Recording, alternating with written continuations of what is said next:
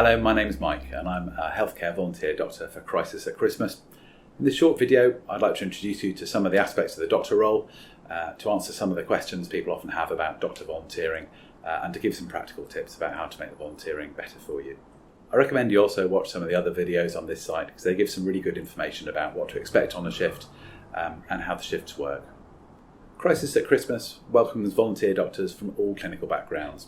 And we're really happy to welcome, to support and to supervise doctors in training as soon as you finish your FY1 roles.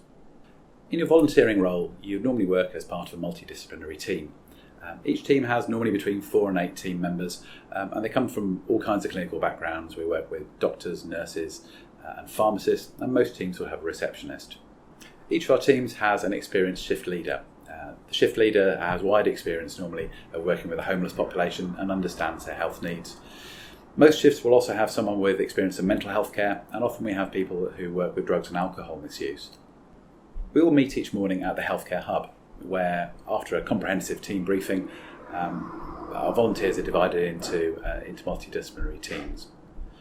Transport will then take each team out to the centre where they'll be working, with transport provided for those who want to be brought back to the healthcare hub at the end of the shift.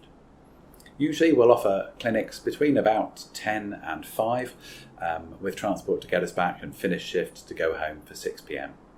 Most of the time each team will have with them a receptionist who collects demographic data from the guests that want to see us. We really do work truly as a team, without any clinical hierarchy, and we try to make sure that the guest sees the person who has the skills to best meet their needs. Many guests won't want to see a doctor at all and will simply want to access health promotion, wound care or other advice, maybe from our mental health colleagues, our nurse and pharmacist colleagues. The guests you do see though as a doctor will often have primary health care problems. Many of them then present with coughs and colds or skin infections or minor illnesses. Many of our guests also have chronic health problems, as you might imagine, and will have epilepsy or diabetes, and many have COPD and asthma. Many of our guests just really want to talk to someone who listen to them like a real human being and treat them with dignity. We don't do any invasive medical care. We don't do wound closures or suturing. We don't put drips in people or give intravenous drugs. Every centre will have also trained first aiders working there as general volunteers, and they tend to look after most of the minor injuries that guests have. Although, having said that, many guests do come to us with musculoskeletal problems, so chances are you'll see someone with backache, a sprained shoulder or a bad knee.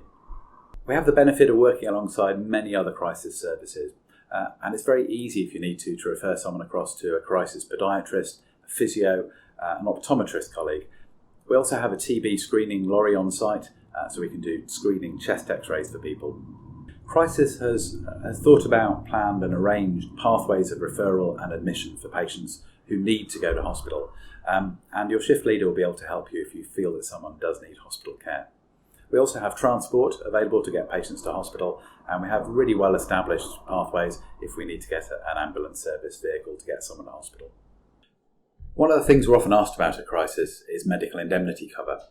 The 3 main indemnity providers until now have always been happy to extend free cover to doctors who work at Crisis, provided those doctors are working within their normal scope of practice and stay within their clinical competencies.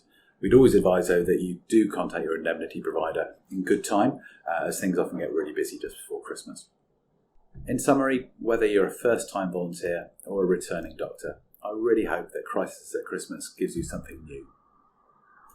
For most of us, Crisis at Christmas gives us the opportunity to spend real quality time with guests, to work without the usual pressures of NHS life, the 10-minute appointments in primary care or the 4-hour A&E targets, and to be able to give patients and guests what they really need. If you'd like more information about volunteering as a doctor for Crisis at Christmas, please don't hesitate to contact us through this website, and we can arrange for you to speak to one of the experienced volunteers. We'd love to welcome you here if it's your first shift or a returning shift, and we look forward to seeing you at Christmas.